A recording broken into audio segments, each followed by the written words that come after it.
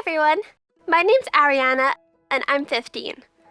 I'm from a single-parent family. My mom has raised me all by herself. Not that I'm complaining, but I've always just craved for a man's attention and care. I don't know how it feels to have a dad.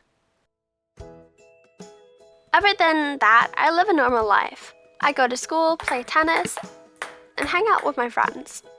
When I was in 6th grade, my friend Clara shared with me that her mother had found herself a boyfriend who became her stepdad.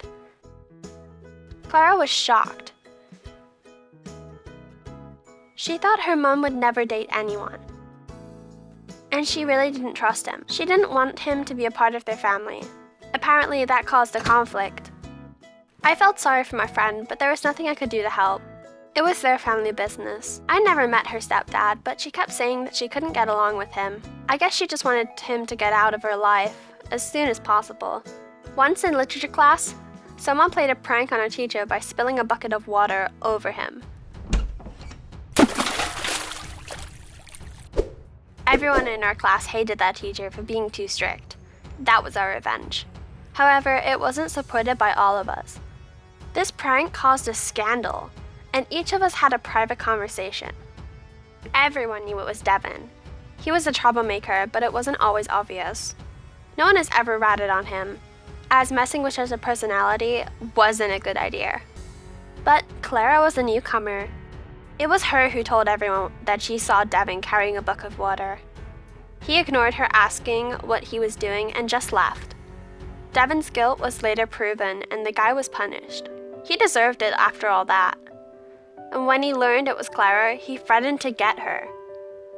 Clara shared what happened with her parents, and her stepdad decided to have a talk with Devin. In fact, Devin was not going to do any harm to Clara, he just wanted to frighten her. After her stepdad talked to him, he never approached her again. That day, I got ready quickly after school and got a chance to see Clara's stepdad. He seemed brutal and manly, rather than wicked. That's when I discovered he wasn't her biological father. And that evening, she reconsidered her attitude towards him. And I could see it. He picked up Clara every day after school to make sure she was safe. They became friends. Stepdad was kind to her, gave her sweet little things, protected her when needed, and helped her out in difficult situations.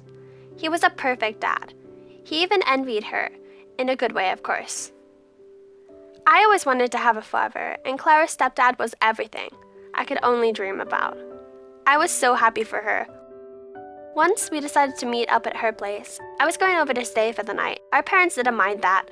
Her mom wasn't home, so we stayed with Clara's stepdad. We were having fun until later that night.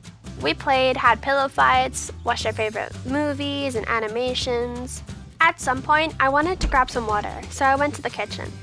When I opened the door, I saw Clara's stepdad. He gave me a vicious look while he was drinking something out of a bottle. I froze and continued watching him. He was mumbling and approaching me slowly. I got scared and ran away. I rushed back to Clara and told her everything. She said she'd never seen him like this before. Then we checked on him together. He was acting weird. And we didn't know what to do. We were scared. Nobody expected that. Then a terrible thing happened. He took an axe and headed our way. We locked the door, hoping he didn't know that we were there. But he started banging on it. We hid in the corner. I dared to call the police and ask for help, but I could barely tell them what was happening and our address. Stepdad almost broke the door. He was ferocious. Clara got hysterical. She couldn't believe that this insane person has actually done so many good things to her. How could he pretend? The police managed to seize him before he broke the door down. It turned out he was mentally ill, and some time ago he was kept under observation. He escaped and got onto a wanted list. Fortunately, now he's been caught. I tried to support Clara and stay by her side. Little by little, she recovered, and we continued living together. This is what friends do. Thanks for watching. Like the video and subscribe to the channel. Write in the comments whether you think that age could be a hindrance to finding true love or not.